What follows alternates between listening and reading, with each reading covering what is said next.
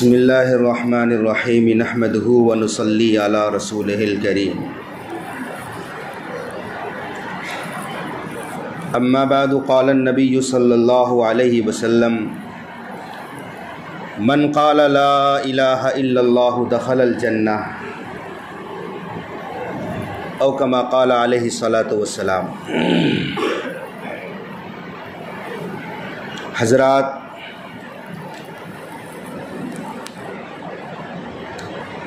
اصل کامیابی آخرت کی کامیابی ہے اور اصل ناکامی آخرت کی ناکامی ہے،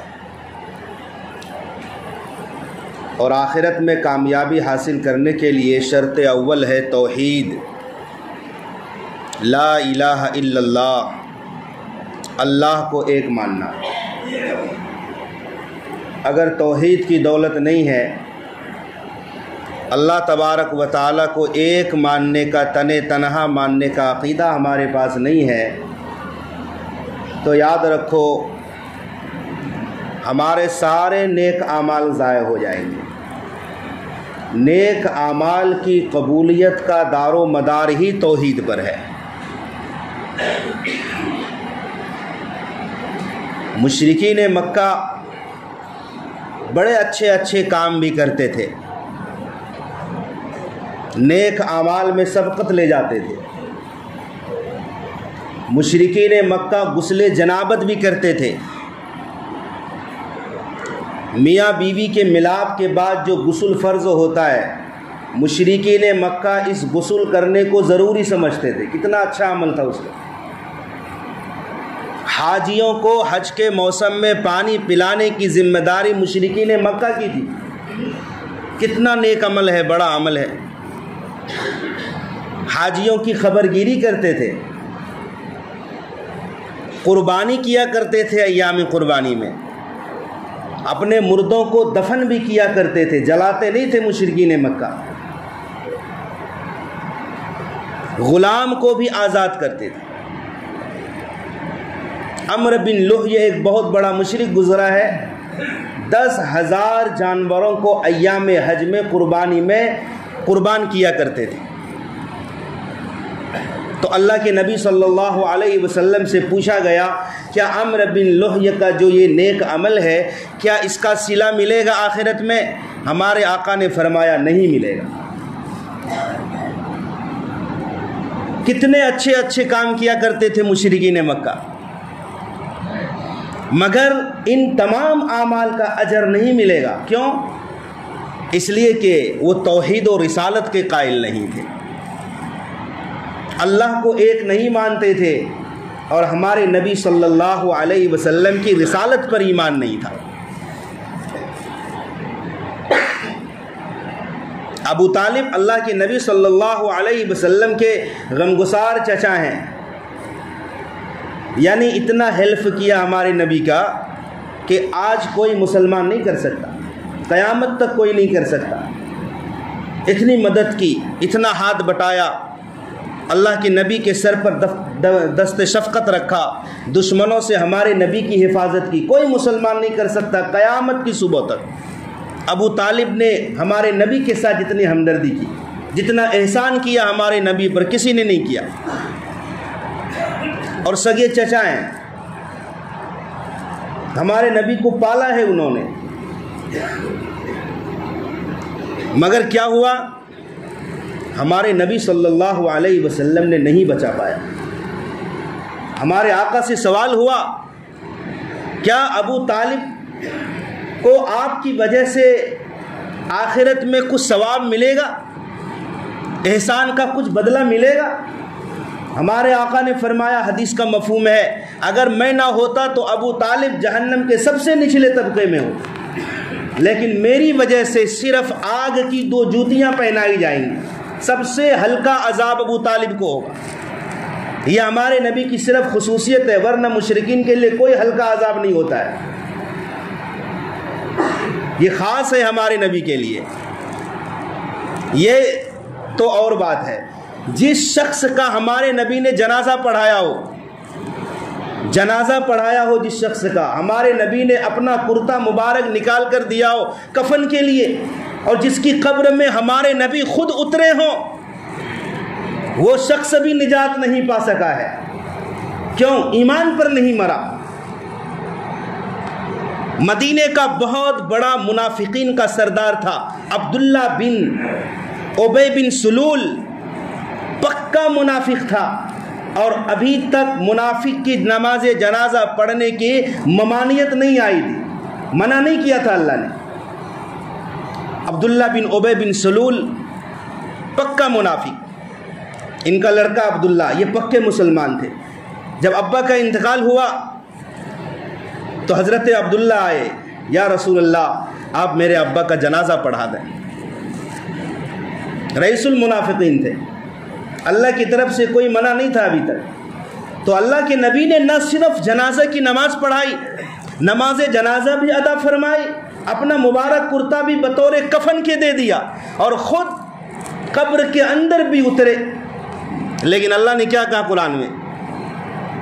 استغفر لهم او لا تستغفر لهم ان تستغفر لهم 70 مرة فلن يغفر الله لهم۔ اے نبی آپ چاہیں استغفار کریں چاہیں استغفار نہ کریں، اگر آپ 70 مرتبہ بھی استغفار کریں گے تو بھی اللہ اسے نہیں معاف کرے۔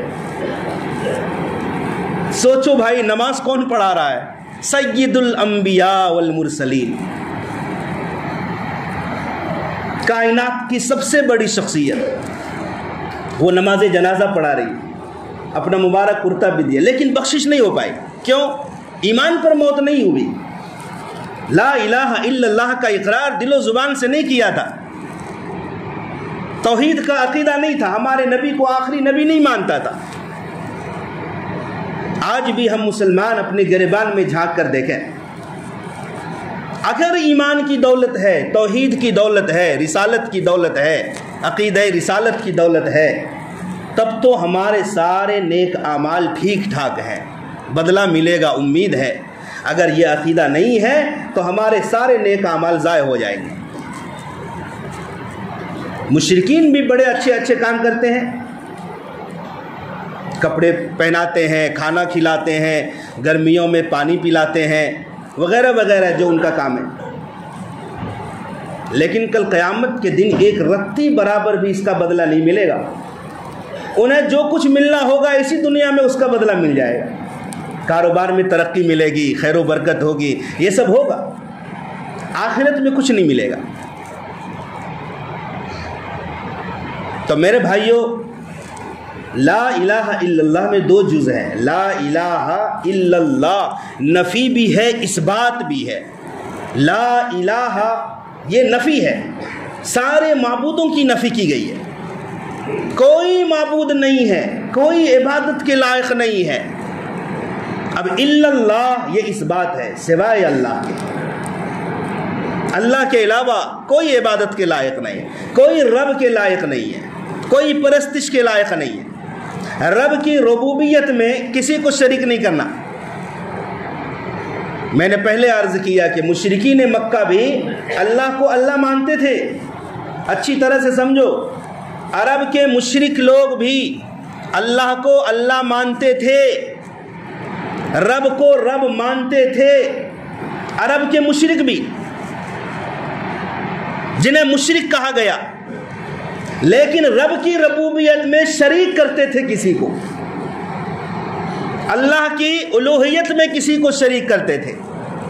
مشرکین اللہ ہی کی عبادت کرتے تھے جس طرح ہم کرتے ہیں، لیکن فرق کیا تھا، اللہ کی عبادت میں کسی اور کو بھی شریک کر لیتے تھے، اسے مشرک کہا گیا ہے۔ شرک ایسی گندگی ہے، ایسی ناپاکی اور نجاست ہے، ہر گناہ کے بارے میں اللہ نے سہولت کا معاملہ کیا ہے، اللہ چاہے گا معاف کرے گا، بندے کی توبہ کا انتظار رہتا ہے، اللہ قیامت میں معاف کر دے گا، کسی کو بغیر حساب کتاب کے جنت بھیجے گا، کسی نے گناہ کیا ہوگا تو اسے سزا بھگتنی پڑے گی، پھر جنت ملے گی۔ مگر شرک ایک ایسی بیماری ہے، ایسی نجاست ہے، اس کے بارے میں اللہ نے سخت رویہ اپنایا ہے قرآن میں، ان اللہ لا یغفر ان یشرک بہ، جو شرک کرے گا اللہ اسے کبھی معاف نہیں کرے گا۔ یہ تنبیہ اور یہ دھمکی اور یہ شدت، اللہ نے کسی گناہ کے بارے میں ایسا نہیں کہا کہ اسے معاف نہیں کرے گا. مشرک کی بخشش نہیں ہے. میرے بھائیوں، مشرکین مکہ بھی اللہ تبارک و تعالیٰ کے لیے قربانی کرتے تھے اور اپنے دوسرے معبودوں کے لیے بھی قربانی کرتے تھے، نظر و نیاز کرتے تھے، سر جھکاتے تھے. میرے بھائیوں، ہم مسلمان ہیں، مسلمانوں کے فہرست میں نام ہے، ہم مسلم گھرانے میں پیدا ہوئے تو ہم سمجھتے ہیں ہم صاحب ایمان ہیں، مگر کہیں ہم سے شرک تو نہیں ہو رہا ہے، شرک کی گندگی میں تو ہم کہیں مبتلا نہیں ہیں. یہ خود اپنی زندگی میں دیکھو اور غور کرو. اللہ کے جو صفات ہیں، اللہ کے جو پیارے پیارے نام ہیں، ان ناموں اور ان صفاتوں میں اللہ تبارک و تعالیٰ کو اکیلا ماننا، اللہ تبارک و تعالیٰ کی ذات کے ساتھ کسی کو شریک نہیں کرنا، یہ توحید کی نعمت ہے. میرے بھائیوں، اس کائنات کو شاہ عطا اللہ شاہ بخاری رحمۃ اللہ علیہ فرماتے ہیں کہ اللہ نے اگر کوئی نبی نہیں بھیجا ہوتا، کوئی کتاب نہیں اتاری ہوتی، تو بھی اللہ نے اس کائنات کو اتنا خوبصورت بنا دیا ہے کہ کائنات کی ایک ایک چیز ہمیں بتاتی ہے کہ اللہ ایک ہے. کائنات کی چیزوں کو دیکھ کر بھی لوگ ایمان لے آتے. امام مالک رحمۃ اللہ علیہ سے پوچھا گیا، آپ نے اللہ کو کیسے پہچانا؟ امام مالک رحمۃ اللہ علیہ نے فرمایا کہ میں نے اللہ تبارک و تعالیٰ کو دودھ کے ذریعے سے پہچانا. جانوروں کے اندر جو دودھ ہے، دودھ کے ذریعے سے اللہ کو پہچانا. اس کی مثال اللہ نے قرآن میں بھی دی ہے. ان لکم فی الانعام لعبرہ، جانوروں میں بھی تمہارے لیے عبرت کا سامان ہے. نسقیکم مما فی بطونہ من بین فرث ودم لبنا خالصا سائغا للشاربین. ان کے پیٹوں میں جو دودھ ہے اس سے ہم نے تم کو پلایا ہے. وہ دودھ کہاں ہے؟ من بین فرث ودم، گوبر اور خون کے بیچ میں دودھ ہے، اور وہاں سے ایسا خالص، پینے میں ایسی لذت نما دودھ جو پینے میں بھی لذیذ ہے، وہ ہم تمہیں پلاتے ہیں. دودھ آ رہا ہے جانور کے جسم سے، گوبر سے ٹچ ہے، خون سے بھی ٹچ ہے، لیکن نہ گوبر کی بدبو ہے، نہ خون کی رنگت کی آمیزش ہے، نہ گوشت کی آمیزش ہے. بالکل خالص مزیدار دودھ، وہ بھی سفید. بھینس کالی ہے تو اس میں کالی رنگت نہیں ہے، بالکل واحد سفید میٹھا تازہ دودھ اللہ نے پلایا ہے. یہ اس بات کی علامت ہے کہ دودھ کا پیدا کرنے والا کوئی انسان نہیں، اللہ کی ذات ہے. چیزوں کو دیکھ کر موجد کا پتہ لگتا ہے، کتاب کو دیکھ اور پڑھ کر مصنف کا پتہ چلتا ہے کہ اس کتاب کو کس نے لکھا ہے. میرے بھائیوں، کائنات کی ہر چیز کو دیکھ کر اس کا پتہ لگانا آسان ہے کہ اس کائنات کا بھی کوئی بنانے والا ہے.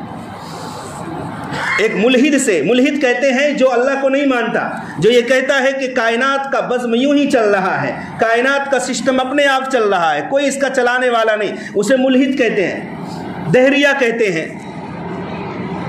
تو امام ابو حنیفہ سے ایک دہریہ کا مقابلہ ہوا، مناظرہ طے ہوا، تو سب لوگ انتظار میں تھے، ابھی امام صاحب آئے نہیں تھے. کافی دیر کے بعد امام ابو حنیفہ آئے تو دہریہ ہنسنے لگا، کہا دیکھو تمہارے امام ابو حنیفہ جس کو تم مانتے ہو، بڑا مانتے ہو، وہ دیکھو کتنی تاخیر سے، نہ وقت کی کوئی پاسداری کی، نہ وقت کا لحاظ کیا. بتاؤ، وقت کی بھی پابندی نہیں. تو امام صاحب بولے، بھائی ایسا ہے، میں وقت مقررہ پر ہی آ رہا تھا، لیکن راستے میں عجیب کرشمہ ہوا. جنگل میں تھا، وہاں پر ایک ندی بہ رہی تھی، ایک دریا بہ رہا تھا، کوئی کشتی نہیں تھی. میں نے دیکھا کہ اپنے آپ درخت کٹنے لگے، پھر اس کے تختے بننے لگے، پھر اپنے آپ کشتی بنی، ناؤ بن گئی، پھر اس پر میں سوار ہوا. وہ ناؤ اور کشتی ایک طرف سے دوسری طرف چلنے لگی، لوگوں کو ایک طرف سے دوسری طرف پہنچانے لگی، خود کرایہ بھی وصول کرنے لگی. دہریہ نے کہا لگایا، دیکھو اتنا بڑا امام اور جھوٹ بول رہا ہے، کہیں ایسا ہو سکتا ہے درخت خود کٹ گیا ہو، تختے بن گئے ہوں، کشتی اپنے آپ بن گئی ہو، اپنے آپ چلنے لگی ہو؟ امام صاحب نے کہا، میں یہی بات سمجھانے کے لیے تمہیں بتانے آیا ہوں. نہ کوئی درخت خود کٹا ہے، نہ کوئی کشتی بنی ہے، نہ تختے بنے، کچھ بھی نہیں ہوا. میں یہ سمجھانے کے لیے مثال دیا ہوں کہ جب ایک چھوٹی سی کشتی خود بخود نہیں بن سکتی، تختے خود بخود نہیں بن سکتے، درخت خود بخود نہیں کٹ سکتے۔ یاد رکھو جب اتنی چھوٹی سی چیز اپنے آپ نہیں ہو سکتی، اتنا بڑا کائنات، اتنی بڑی کائنات کا نظام خود بخود کیسے چل سکتا ہے؟ یقیناً اس کا چلانے والا بھی کوئی ہے، کوئی بڑی ذات ہے جسے ہم اللہ کہتے ہیں۔ امام شافعی رحمۃ اللہ علیہ سے کسی نے پوچھا کہ آپ نے اپنے اللہ کو کیسے پہچانا؟ کہا توت کے درخت سے۔ توت پانی بھی ایک جس پانی سے وہ درخت ہوگا، ذائقہ بھی ایک، پتیاں بھی ایک، درخت بھی ایک، مختلف جانوروں نے کھایا تو ثمرات الگ الگ ہو گئے۔ بکری نے کھایا مینگنیاں ہو گئی، بھینس نے کھائی گوبر ہو گیا، شہد کی مکھی نے کھایا تو کیا ہو گیا؟ ہمیں مبارک شہد ملا۔ چیز ایک ہے، لوگوں نے مختلف جانوروں نے اخذ کیا، اپنے پیٹ میں جذب کیا تو ثمرات الگ الگ ہو گئے۔ کیا پتہ چلتا ہے کہ اس کے پیچھے ایک بہت بڑی ہستی ہے جو نظام کائنات چلا رہی ہے۔ امام احمد بن حنبل سے کسی نے پوچھا آپ نے کیسے پہچانا اپنے رب کو؟ کہا کہ میں نے اس طرح پہچانا کہ ایک سفید گنبد ہے، اندر جانے کا کوئی راستہ نہیں، ہوا بھی نہیں جا سکتی۔ انہوں نے سفید گنبد نہ انڈے کو کہا ہے، اندر مرغی کا بچہ ہے، ہوا تک نہیں جا سکتی، اندر زندگی اندر پہنچنے کی کوئی سبیل نہیں ہے۔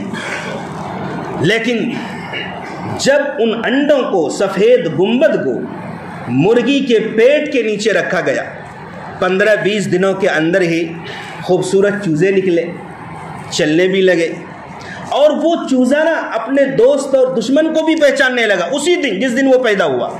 سفید گنبد کو توڑ کر کھول کر جب باہر نکلا تو میں نے پہچانا کہ جس گنبد کے اندر ہوا بھی نہیں جا سکتی وہاں کون زندگی بخش رہا ہے؟ یقیناً کوئی ذات ہے جو کائنات کے نظام کو چلا رہی ہے۔ تو میرے بھائیو، دوستو، بزرگوں، اس عقیدے پر، توحید پر، اللہ تبارک و تعالیٰ کے رب ہونے پر اور اللہ تبارک و تعالیٰ کی عبادت کے لائق ہونے پر رتی برابر بھی اگر ہم نے کسی کو شریک کر لیا، رتی برابر بھی، یاد رکھو نہ صرف ہم اس میں شامل ہو رہے ہیں بلکہ شرک چھوٹی ہو یا بڑی ہم مشرک ہی کہلائیں گے۔ مشرکین عرب ہر نیک عمل کرتے تھے مگر رب تبارک و تعالیٰ کی ربوبیت میں اور رب کے الہ ہونے میں اپنے غیر کو بھی شریک کرتے تھے تو اللہ نے انہیں مشرک قرار دیا ہے۔ میرے بھائیوں، آج ساری دنیا میں یلغار ہے کہ مسلمانوں سے عقیدہ توحید کو چھین لیا جائے۔ یہ کلمہ بڑا مبارک کلمہ ہے، اسی کلمے کے اوپر آخرت میں نجات ہے۔ اگر یہ کلمہ نہیں ہے تو نجات ہے ہی نہیں ہے۔ یہ بڑا عظیم سرمایہ ہے، اثاثہ ہے جو ہمیں سمجھو وراثت میں مل گیا ہے کہ ہم مسلم گھرانے میں پیدا ہوئے، وراثت میں اللہ نے یہ کلمے کی دولت ہمیں دی ہے، لیکن ہم اس کو سنبھال کر رکھیں۔ اس کلمے پر کسی سے کوئی سمجھوتا نہیں ہوگا، کسی سے کوئی سمجھوتا نہیں، اس لیے کہ اس کلمے پر ہماری نجات کا دار و مدار ہے۔ اس کلمے کو بچانے کے لیے صحابہ کرام نے جانیں تک دے دی ہیں۔ اسی کلمے کی تبلیغ کے لیے اللہ نے 7 لاکھ نبیوں کو بھیجا ہے۔ اسی کلمے کی تبلیغ کے لیے حضرت زکریہ علیہ السلام کے 2 ٹکڑے کر دیے گئے۔ اسی کلمے کی تبلیغ کے لیے حضرت یحییٰ علیہ السلام کا سر قلم کر دیا گیا۔ میرے بھائیوں، یہ کلمہ بڑا مبارک کلمہ ہے۔ سیدنا موسیٰ علیہ السلام نے پوچھا، یا اللہ ہمیں کوئی ایسا وظیفہ بتا دیجئے، کوئی ایسا ورد بتا دیجئے کہ تنہائی میں وہ ورد میں کیا کروں۔ حکم ہوا ہے موسیٰ لا الہ الا اللہ کہہ لیا کر۔ کہا اللہ پاک یہ تو سارے ہی بندے کہتے ہیں، میں نے تو کوئی خاص عمل، کوئی خاص وظیفہ مانگا تھا۔ حکم ربی ہوا اے موسیٰ یہ کلمہ اتنا وزنی کلمہ ہے، یاد رکھو اللہ کے یہاں ہر چیز کا ایک وزن ہے، وہ ہماری سمجھ میں نہیں آتا۔ ہم جو نماز ادا کرتے ہیں اس کا بھی وزن ہے، کل قیامت کے دن اس کا وزن ہوگا۔ ہم جو قربانی کا جانور ذبح کرتے ہیں کل قیامت کے دن اس کا وزن ہوگا۔ ہماری نیتوں کا وزن ہوتا ہے، ہر اعمال کا اللہ کے یہاں وزن ہے اخلاص کے مطابق۔ جیسا اخلاص ہوگا اتنے ہی وزنی ہے، جتنا اخلاص کم ہوگا اتنا ہی غیر وزنی ہے۔ اسی لیے حدیث پاک میں اس کی صراحت کی گئی ہے، ایک شخص ایک مٹھی کھجور صدقہ کرتا ہے، اخلاص کے ساتھ دیتا ہے، اخلاص کی برکت سے ایک مٹھی کھجور کا وزن احد پہاڑ سے بھی زیادہ ہو جاتا ہے۔ اور ایک شخص احد پہاڑ کے برابر صدقہ کرتا ہے مگر اخلاص دل میں نہیں ہوتا ہے تو اس کا وزن مچھر کے پر کے برابر بھی نہیں ہوتا۔ تو وزن رب کے یہاں اخلاص کا ہوتا ہے، اور ہر چیز کا، ہر عمل کا وزن ہوگا کل قیامت کے دن، اور وزن بنا کر اس کو نام اعمال میں تولا جائے گا۔ تو حکم ربی ہوا اے موسیٰ، یہ کلمہ اتنا وزنی کلمہ ہے کہ اگر ترازو کے ایک پلڑے میں 7 زمین و آسمان کو رکھ دیا جائے، اور یہ ہوگا، اتنا بڑا ترازو رب کے پاس ہے، کل قیامت کے دن اس ترازو کو اللہ نے چاہا تو آپ اور ہم دیکھیں گے، وہ ترازو اتنا بڑا ہوگا۔ حدیث پاک میں بھی ہے کہ ایک شخص کو، ایک گنہگار کو لایا جائے گا تو اس کے 99 دفاتر ہوں گے گناہوں کے، ایک پلڑے میں اتنا بڑا پلڑا ہوگا، 7 آسمان و زمین، اور ان کے درمیان کی ساری چیزیں اس پلڑے میں آ جائے گی تو وہ پلڑا بھرے گا نہیں، فل نہیں ہوگا، خالی رہ جائے گا۔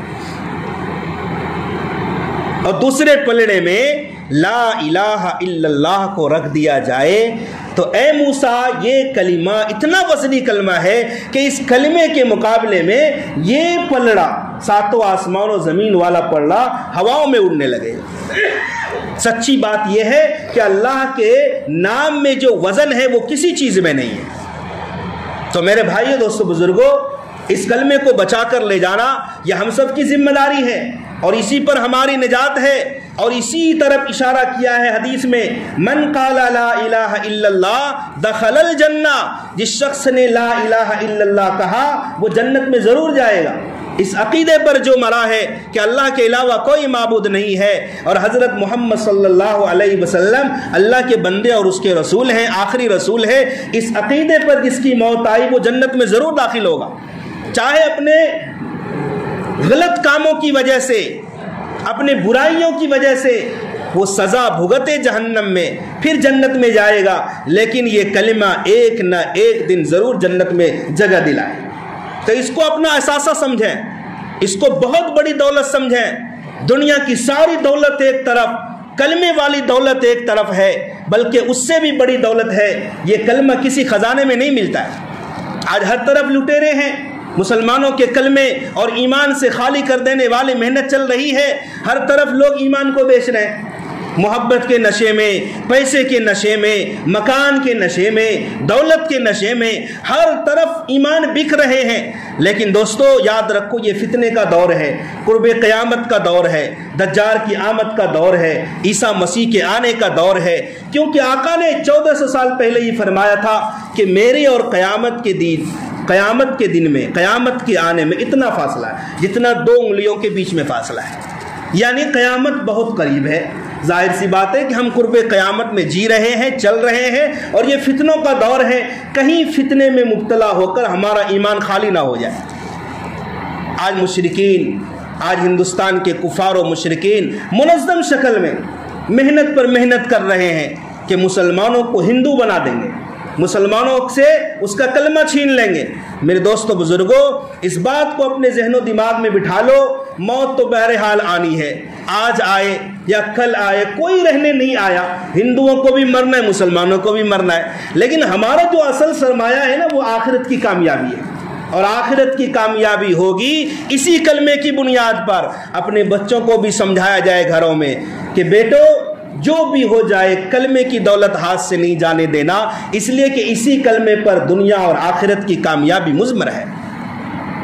اسی لیے مولانا سجاد نعمانی دامت برکاتہم نے فرمایا تھا کچھ دن پہلے کہ چاہے تمہاری بیٹیاں اور بیٹے ان پڑھ کیوں نہ رہ جائیں، مگر اگر کالجوں میں، یونیورسٹیوں میں جانے کے بعد اس کا ایمان خطرے میں ہے تو ایمان کو بچانا فرض ہے، اگرچہ تمہارے بچے ان پڑھ ہی کیوں نہ رہ جائیں۔ اس لیے کہ صرف اس دنیا کی بات نہیں ہے، اس دنیا کے بعد جو لامحدود زندگی آنے والی ہے، اصل مسئلہ تو ہمارا وہاں کا ہے۔